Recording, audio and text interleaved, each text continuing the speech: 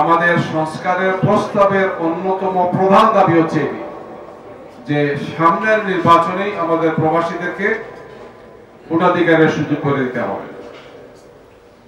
এটি এই কারণেই যে জন্মগতভাবে একজন মানুষ যে দেশে জন্মগ্রহণ করছেন, জন্মসূত্রে তার নাগরিকত্ব, তিনি দুনিয়ার যেখানেই যান না কেন তার এই নাগরিকত্ব বাতিল হয় না। ইতিমধ্যে নির্বাচন কমিশনের সাথে বিভিন্ন রাজনৈতিক দলগুলো বৈঠক করেছে। গত সপ্তাহখানেক আগে নির্বাচন কমিশন সব রাজনৈতিক দলকে ডেকেছিলেন, জামাতের প্রতিনিধিরাও সেখানে গিয়েছিলেন। আমাদের প্রতিনিধিরাও আপনারা দেখেছেন সাংবাদিকদের ব্যবহার বলেছেন যে আমরা প্রবাসীদের এই ভোটাধিকারের বিষয়টি নিশ্চিত করার জন্য আমরা দৃঢ়ভাবে বিশ্বাস করি যে অন্তর্বর্তীকালীন সরকার এই ব্যাপারে তাদের দায়িত্ব পালন করবে, নির্বাচন কমিশনের ক্ষেত্রে কার্যকর ভূমিকা পালন করবেন।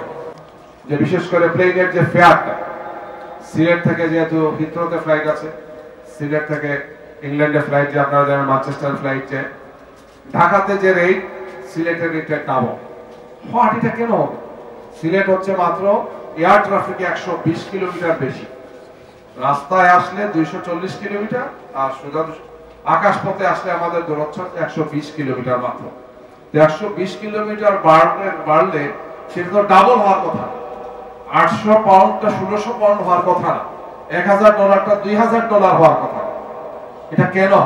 যে আমরা যখন ইন্টারনেট থেকে আরম্ভ করে সবকিছু থেকে বিচ্ছিন্ন, পুরো বাংলাদেশকে সমস্ত দুনিয়া থেকে বিচ্ছিন্ন করা হয়েছে, আপনাদের মনে আছে গত জুলাই এবং আগস্টের আন্দোলনের সময়, তখন প্রবাসী ভাইরা, যুবক তরুণরা, ছাত্ররা যে ভূমিকা পালন করেছে, এটা ঐতিহাসিক, অসাধারণ ভূমিকা পালন করেছে।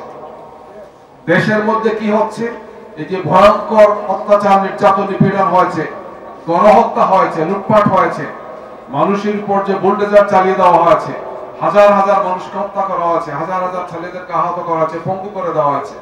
এই খবর দেশবাসী জানতো না যদি প্রবাসী অবস্থানরত ভাইরা যে যেখানে আছেন সেখান থেকে ভূমিকা তারা পালন না করতেন।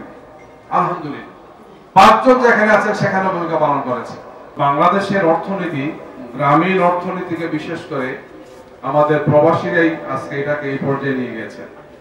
সরকার যতটুকু ডেভেলপমেন্ট করেন গ্রাম অঞ্চলে, পল্লী অঞ্চলে, রাস্তাঘাট, ব্রিজ, কালভার্ট, শিক্ষা, স্বাস্থ্য ইত্যাদি ক্ষেত্রে, এর চেয়ে কম নয় বরং বেশি করে থাকেন আমাদের প্রবাসী ভাইরা তাদের কষ্টার্জিত এই অর্থ এই পল্লী অঞ্চলে সাধারণ মানুষের উন্নয়নের ক্ষেত্রে গিয়ে, বিশেষ করে ইংল্যান্ডে, ইউরোপে, আমেরিকা, কানাডা, মধ্যপ্রাচ্য সহ বিভিন্ন দেশে আজকে আন্দোলন হচ্ছে যে আমাদের প্রবাসীরা যাতে তাদের ভোটাধিকারের সুযোগ পায়।